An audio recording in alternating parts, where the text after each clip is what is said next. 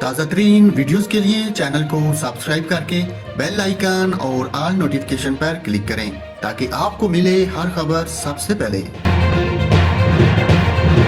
ناظرین، جہاں پر آپ کو افسوسناک خبر سے آگاہ کروں، حیدرآباد میں نوجوان کے قتل میں اس کی بیوی ملوث نکلی۔ ملزمہ نے شوہر کو دوست کی مدد سے قتل کر کے ڈکیتی کا ڈرامہ رچایا۔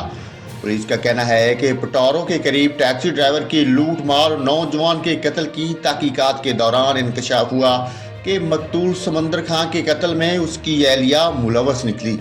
پولیس کا کہنا ہے کہ ملزمہ نے دوست کے ساتھ مل کر شوہر کو گولیاں مار کر قتل کیا۔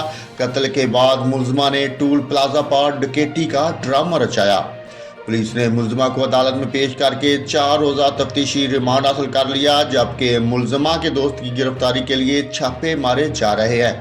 پولیس کا کہنا ہے کہ 4 فروری کو ٹول پلازا کے قریب دوران ڈکیتی نوجوان کے قتل کی اطلاع ملی تھی۔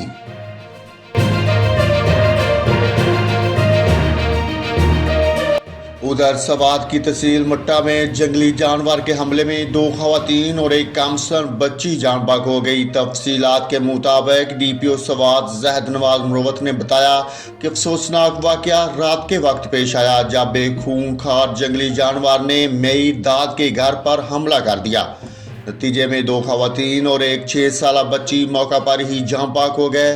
ڈی پی او کے مطابق خواتین گھر میں اکیلی تھی اور گھر کے مرد مزدوری پر گئے ہوئے تھے۔ پولیس کی تفتیشی ٹیم نے موقع پر پہنچ کر شواہد جمع کیے، لاشوں کو پوسٹ مارٹم کے لیے مٹا سول ہسپتال منتقل کر دیا۔